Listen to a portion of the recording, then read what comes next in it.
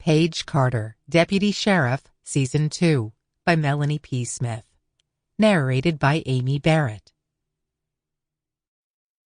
Episode 1.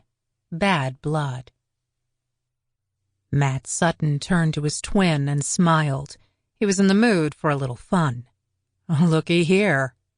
Mark looked up from his phone, then glanced around. He too smiled at their good fortune. David Newton, their neighbor and nemesis, was heading to the upper field, alone. "What do you want to do?" "Let's get his attention."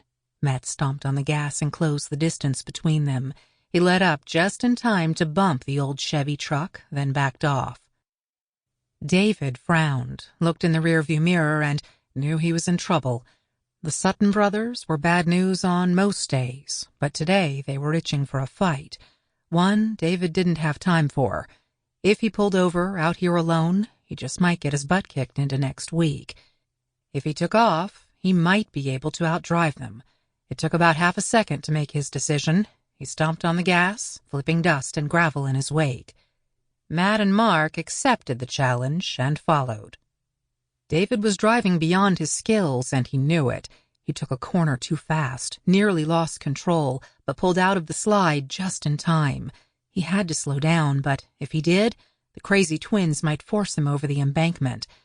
They were obviously in that kind of mood, and he wasn't entirely sure they'd come to their senses before he ended up dead.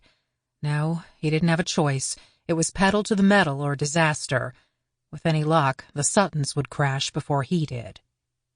Matt let out an excited whoop as he took another corner and bounced over a series of ruts.